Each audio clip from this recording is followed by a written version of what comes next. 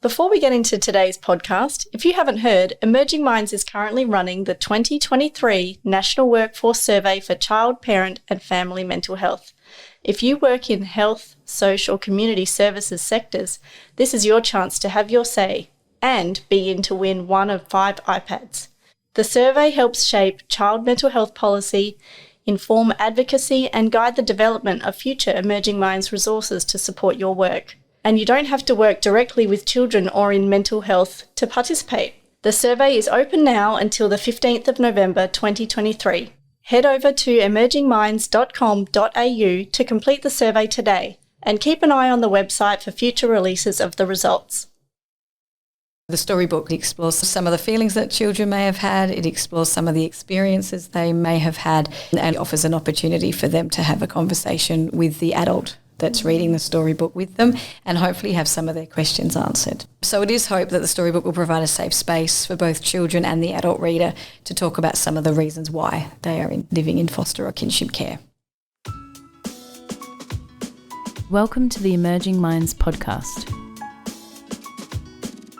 Hi, you're with Nicole Rollbush. On today's episode, I have the pleasure of being joined by 3 guests, Natalie Paps, Alice Morgan and Sally Groom. Nat and Alice work as Families Where a Parent Has a Mental Illness, or FAPME, coordinators, with Monash and Alfred Health respectively, while Sally is the team leader of Carer Assessment and Intake with Ozchild for the Southern Metro and Gippsland area in Victoria.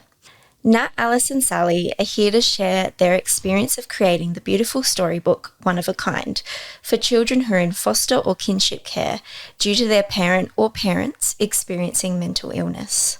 So thank you to you all for joining me today. I just might start by asking you to tell us a little bit about your roles. So Nat and I work as Families Where a Parent Has a Mental Illness coordinator, and our job is in adult mental health services in Victoria. And our job is really to promote the wellbeing and support parents who have mental health challenges and their family members impacted. And in this situation, particularly their children. So we work across the workforce to build capacity for workers to better support parents and their children when someone has a mental health challenge. So that's within our own services and also with external services such as the one that Sally works for.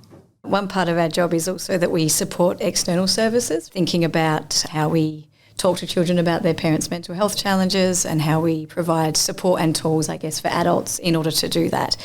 When we talk about mental health challenges as well, we are acknowledging the interrelationship between mental health, alcohol and drug use, as well as family violence. Great, thank you. And Sally?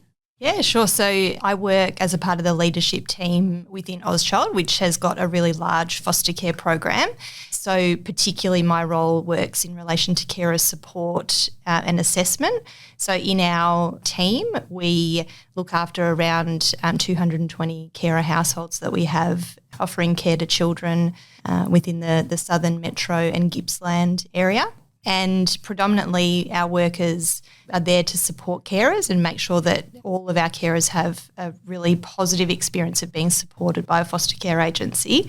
We really focus on the intake of referrals to ensure that we do good matching with our foster carers to the children that are coming in, and a range of other things that kind of sit under our carer strategy. So things like trying to develop a community of carers so that carers have an experience of, feeling connected to one another for peer support. So, yeah, we do a range of things to make sure that our carers feel supported. Fantastic. So all really important work that you're doing. So you're joining us today to talk about the book One of a Kind that the 3 of you and others worked on. Nat, can you tell us a little bit about what the story is about? Yeah, for sure. So the book centres around 2 children, one named Darcy and the other one named Oliver. So Darcy lives with her grandma in a kinship care arrangement, and Oliver lives with a foster carer and his family. So the book moves through their day-to-day lives and offers an opportunity to have an interactive conversation and have some questions answered. So the storybook throughout, you'll see that there's questions that have been posed to the child that then opens up the opportunity for a conversation. It explores some of the feelings that children may have had. It explores some of the experiences they may have had, and obviously offers an opportunity for them to have a conversation with the adult that's reading the storybook with them and hopefully have some of their questions answered.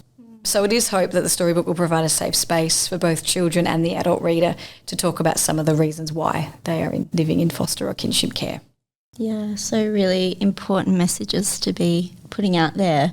I think, for me, it was such a lovely project to work on, really. And, Nat's really captured kind of the essence of the book. But to see children's stories in that, it was just such a lovely story that you guys really developed. And to be a part of the process was lovely. Yeah, fantastic. And that kind of leads me to my next question, which is about the process. So what was the process in creating the book and who was involved? It was a big collaboration between 3 services, so 2 adult mental health services and then Auschchild, the foster and kinship care agency. And so we worked for about 12 months on the project, and it involved lots of collaboration and exchanging of information. We shared, our resources and some of our expertise. So each organisation, I think, brought something different to the table that we kind of put into the melting pot to develop the story. So some of the things that were involved were things that we've conducted lots of interviews with and consultations with stakeholders, so with kinship carers, with foster carers, with people supporting children in these situations, with cultural and diversity officers within our services, Aboriginal and Torres Strait Islander consultants. We worked with an author and an illustrator, so that was a big process in itself, finding an author that could capture some of the themes that we were hoping to bring forward in this story, and then equally an illustrator who could bring the story to life. So we worked alongside Linda Espy and Gwyneth Jones throughout the process of drafting, redrafting, doing pictures, redoing pictures, showing the story to all those stakeholders throughout the process. So Nat and I did the editing of the book and kind of guided that story, and Sally was very much involved with us, helping us to engage with all those stakeholders and making sure that the story was going to be useful to children that are in their service and other services, and also really helpful to the carers themselves and any workers that wanted to use it. So we finally celebrated it with a launch, and the book's now distributed. So we think we could have probably written 10 books for these children, but this was a start. So it's great to have it finally done, and great to celebrate the collaboration that was involved in producing it. Great. And what about from an Auschchild perspective? What was the process for you guys? Yeah, well, Alice, I think, asked me whether Auschchild would want to be involved, which, was really exciting. And I suppose I didn't really know what to expect in terms of I've never really been a part of the writing of a children's book, particularly in social work. So the concept was so exciting. And so, when I spoke to kind of the leadership team within Auschchild, everyone was really excited to get on board in whatever capacity was kind of needed. And so, Alice and Nat, we kind of met periodically, and it was lovely to see their work together. And, we arranged sort of staff sessions to give feedback to Alice and Nat so they could, kind of pick the brains really of people working on the ground with children in foster care. And then I think you guys did a session with kinship carers as well. So we've got a really large kinship program within Auschchild as well. And I know there was a number of kinship carers that were really keen to kind of give feedback on the book. And, we kind of just really shared the book throughout the development and got lots of feedback. We had children read it, we had carers read it as we went along. So, it was I can't believe it was only, it was 12 months really. It was a pretty ambitious timeline, but that was kind of the limits we had to work within. Yeah. The other people that were really important that we consulted along the way were some young people who had their own experience of being in foster and kinship care, and they had a parent with a mental illness as a child. So we spoke with them also about what a book like this might be able to offer them. And then through the process of drafting the books, we also involved some parents from our service who currently had children in the care of someone else and got their views on the story too. Yeah, so such a fantastic collaborative effort between services and also those with lived experience as well. And amazing that happened within that 12-month period as well. Well done. Yes, well, I'm not sure had we known. But once you got engaged in this and people were so enthusiastic, and I guess we saw such a need for a book like this that kept us going and kept us really motivated to make sure it happens. So it didn't feel like work to me. It was really a great thing to do. Yeah, fantastic project. So, Nat, how did this project actually come about then? So the idea to create a storybook came about at the time that Alice and I were providing some training to staff at Auschchild. So part of our role is we provide resources to support services and adults to have conversations with children. So a lot of storybooks are a great tool to open up these conversations. So what we realised, Alice and I were driving home in the car thinking about the resources that we're recommending, and these storybooks where most of them actually centred around a child character who lived at home with their parent or who actually returned home at the end of the story. So they might have a period of time where they're in the care of someone else or with family while mum or dad are seeking support. But then at the end of the story, they're reunified. But what we know about children living in foster care or kinship care is they may move between care and home. And then the reality for some of them is actually that they won't return to live with their parents in their childhood. So we just saw this big gap for these children that they're falling through again. And so we decided that we wanted to fill that gap. And so we came up with the idea to write a story that hopefully these children can relate more closely to. Yeah, that's a pretty clear gap, isn't it? As well as, I suppose, the messaging for kids about being in care and perhaps staying in care, not that reunification. Yeah, we found there were lots of books that help children with the emotions and some of the context of their lives living in foster and kinship care, but nothing really that addressed why they were in care in relation to something that was happening for their parent. So that's really also what we wanted to make sure children had some opening to have some conversations about that and got to better understand some of the reasons why they couldn't live with their parents at that time. Yeah, so one of the issues that I'm hearing a lot about in researching out-of-home care and children's experiences in foster care and kinship care is that they may not know why they're in care or have an understanding of why they're in care. What can some of those impacts be on the child's mental health and wellbeing if they don't know why they're in care?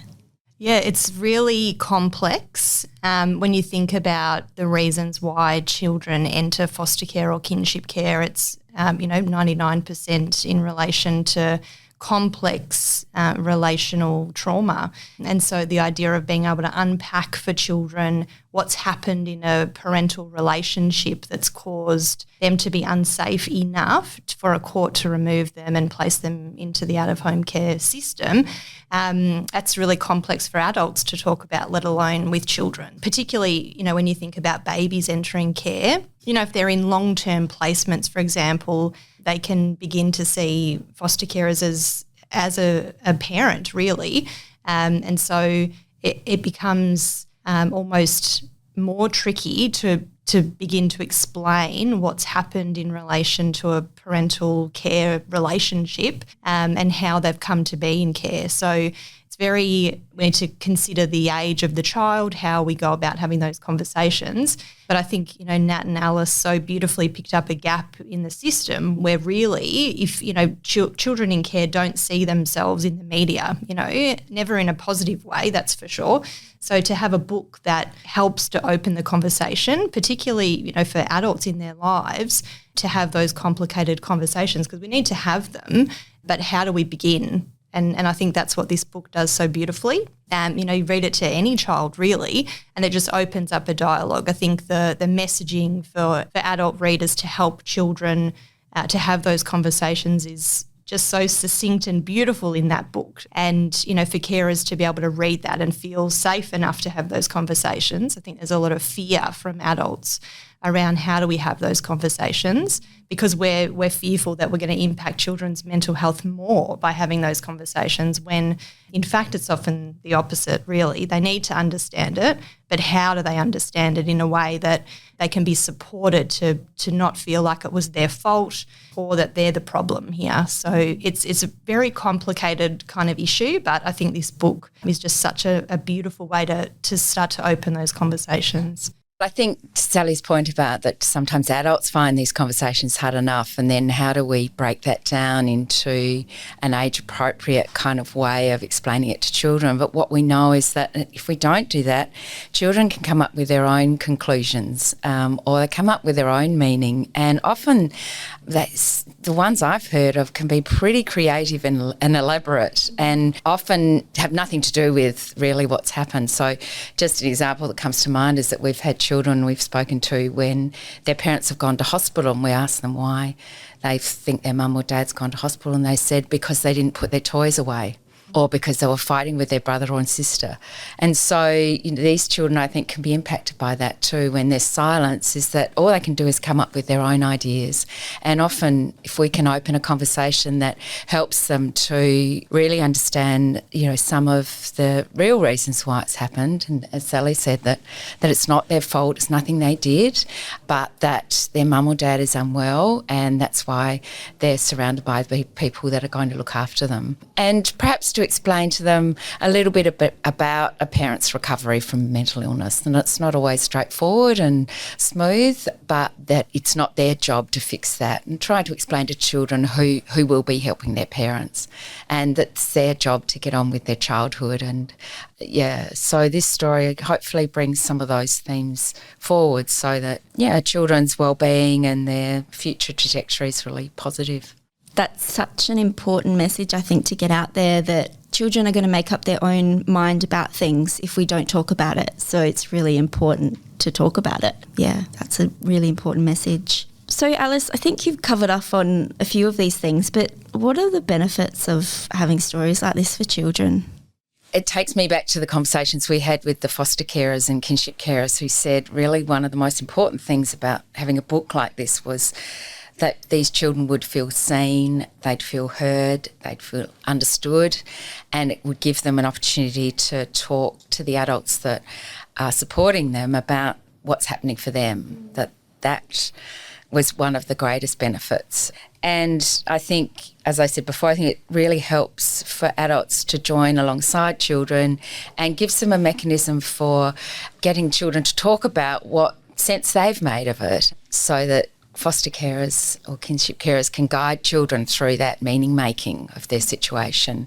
And I suppose, as some of the research tells us, that when children are supported to have these sorts of conversations that are age appropriate and are ongoing, it really helps with that growing sense of identity that they're developing.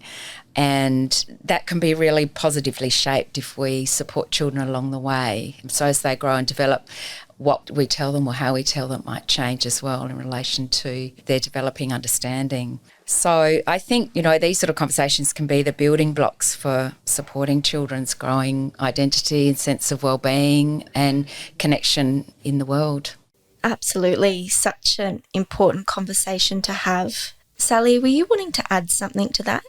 Yeah, so I think probably it's twofold really around the benefits. So one is obviously for children reading the story and kind of being able to resonate in terms of other children having a similar experience to them, but equally around adult readers being able to read the notes that support them to have conversations with children. I think a lot of the time in the child protection system, there's a lot of questions around who is the right person to have these conversations with children.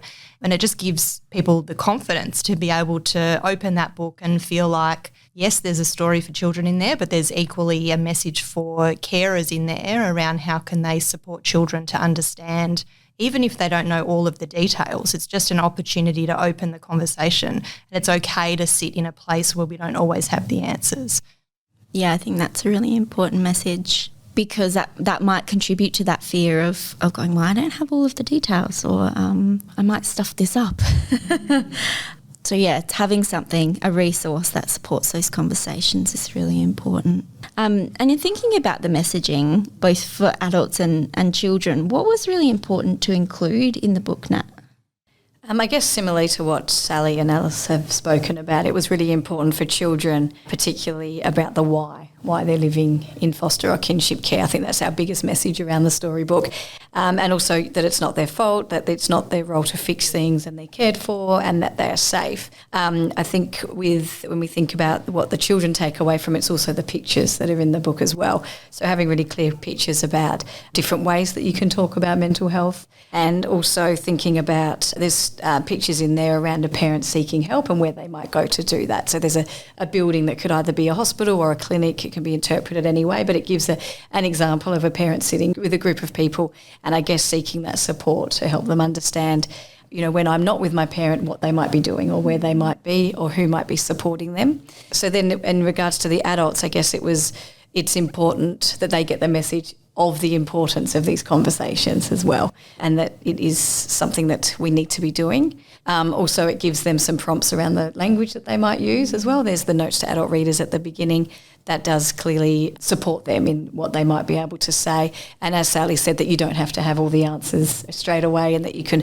buy yourself some time to think about what you might say and the language that you might use and how important that is. There's also examples of those as well in the book. Yeah, fantastic.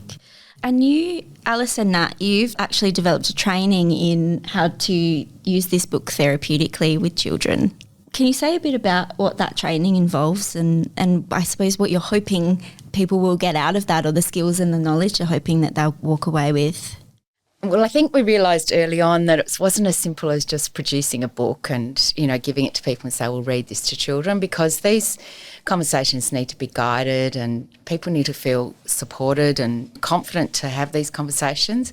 And so we then thought, well, how can we support the story to be read in the spirit in which we've developed it? So that's sort of where the idea of developing some training for workers in the book came about. Fantastic. And Nat, did you want to speak a little bit more about who the training is for in terms of the audience? Yeah, for sure. So we have targeted the training towards foster and kinship care agency staff and also other workers in the sector. So the reason that we focus the training for that group is because they are the key people involved in coordinating the care for the children, and they also have more direct contact with the carers, parents and other people involved in the child's life. So we think that they would have a sort of the biggest insight into who might be the best person to have this conversation with the child, because as we've discussed, it doesn't automatically mean that if the child's living with a foster carer, that the foster carer is the most appropriate person. So it is about really thinking about who has this conversation, who's ready to have this conversation in order to provide some support to them. So our idea is that the agency staff would then work with that adult around encouraging them to use the storybook. And so what's involved in the training? Well, we developed it to be done either face-to-face or we've also delivered it online, and we've tried to sort of condense a lot of information into about 2 to 3 hours. So it's training that's interactive. It's trying to give workers a bit of sort of some of the knowledge behind why we're encouraging people to have conversations with children about why they're in care, but also give people some of the skills in how to do that. So some ways of talking about parental mental illness, for instance, that children might understand, and some, I guess, things to think about in terms of how to respond to children's questions, or how you might open a conversation like this, and how you might make sure that the context was safe for children to have these conversations, and what sort of follow-up you might be wanting to do afterwards for yourself if you've had the conversation, but also to make sure that children still feel that these conversations can be ongoing. So we try and bring that all into the training so that the workers feel better equipped to use the story in the context of their work.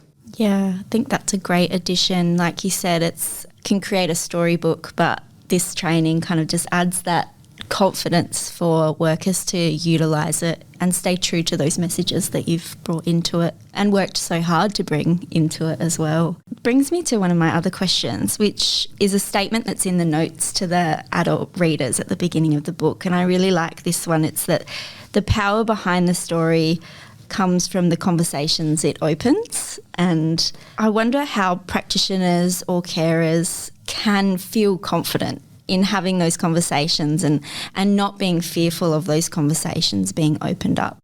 Well, we hope having a tool like this really helps. It's bright and it's engaging, and it's been designed by lots of people who have had input into it.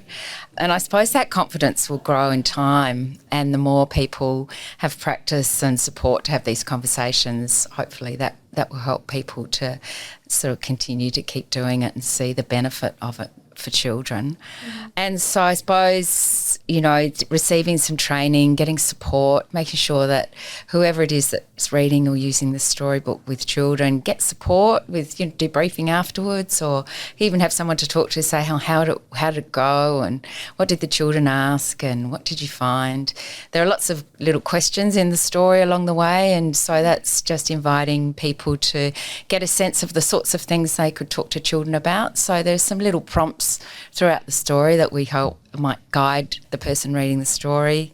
I guess the other thing we always suggest is that adults read the story first. Make sure they know the content before they open up the pages with children, so they're a little bit prepared for what children might say, what they might ask, and be prepared with some answers, or even the answer that, look, I'm not sure about that right now, but I'm going to find out and let's talk about that tomorrow. So people feel really well prepared. And I also think the other thing that people might feel confident to know is that they're not one-off conversations. You don't have to do it all at once in that moment. We invite people to think of these as ongoing conversations, and ones that will come not necessarily when you're sitting reading the book, might be while you're driving a car, or when you're walking along the street, children might ask you a question related to the story. So there's time to help children understand these things. So I guess my last way of helping people to feel confident is that we know that this is what children want. They've told us that this is important to them, that this will make a difference. And so connecting with children's voices hopefully will help us all as adults to get better at this and continue to do it for children's ongoing wellbeing. I think in just extending on what Alice was saying as well about that it's an ongoing conversation and that these questions will come up in different forums, is also that the hope is that by sitting down and reading a storybook like this with the child, is that they then identify an adult who does feel comfortable and does feel safe to have these conversations. So they've, you know, clocked someone now who they know that they can go to and ask questions because they feel safe and comfortable to do that. Yeah, that's a really powerful part of it. Yeah, I was just going to say I find the parallel in terms of the process of actually developing the book was collaborative, right? We sought so many voices to ensure that this was something that was helpful for children and adults.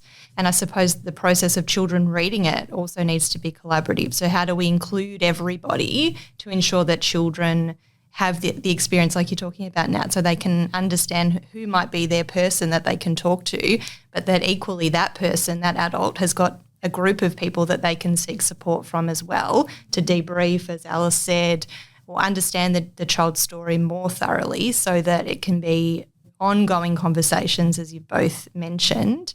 It's not just a one-off. It's something that continues. And I guess also that the messages that children get are consistent, so that group around the children can talk about the words that they're using actually to describe what's happened. So we try and use the same sorts of words so that children are developing that meaning. And so even if adults might decide to say your mum's unwell at the moment, so continue to use that one unwell word to describe what's happening rather than changing your words, because children can get confused by that too. So say having some of that collaboration around actually what's going to be said and how it's going to be said, I also think can be really helpful for children. Yeah, so collaboration and communication all round is important. It sounds like it, yeah. And what about copies of the book? Where can people get their hands on a copy and have a look through? So the book is actually available as an ebook on the Alfred website, Monash Health website and Ozchild websites. So that way you can read it on an iPad or on a laptop.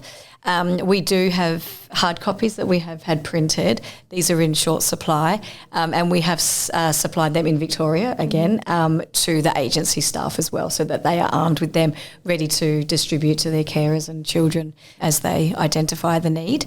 So yes, we've always in ongoing conversations about how we can get more, and how we have had inquiries from interstate. We've had inquiries from New Zealand as well, which has been fantastic, and it would be great to get it out to as many families as possible. But just at the moment, we don't really have an answer as far as a hard copy, so we would probably recommend accessing it as an ebook to start with. Yeah, I definitely would encourage people to get online and have a look at this book. I have a copy of it on my desk, and it really is a beautiful resource, so well thought out. The collaboration is really clear, that's happened, and that there's been so much thought put into the messages for adults and for children as well. Just a final note, is there anything that anyone would like to add before we finish up today? I think also just, congratulations to our author and illustrator, to Linda and SB and Gwyneth Jones, because without their creativity and their flexibility in hearing all the feedback we got, we wouldn't have had the sort of story we've got. And certainly the illustrations just bring those text to life. So I just wanted to acknowledge, their expertise in this too. And what a pleasure it was to work alongside them as well. Yeah, fantastic. Yeah, I imagine it would have been a tough job to consolidate all of that feedback into one book. Like you say, you could have written 10 books. They were so patient with us as we said, oh no, could you just draw it that way? Or we're not quite sure about that word. Yeah, but because language and images are so important to children, it was really important they joined with us in that. So big thank you to them too. Yeah, fantastic, and well done to all of you involved. It's been a real pleasure to hear about this book and the process, and such important messages throughout. So really appreciate you guys coming in and having a chat about it today. Oh, thanks, Nicole. Thank you. Visit our website at www.emergingminds.com.au to access a range of resources to assist your practice. Brought to you by the National Workforce Centre for Child Mental Health, led by Emerging Minds. The National Workforce Centre for Child Mental Health is funded by the Australian Government Department of Health under the National Support for Child and Youth Mental Health Program.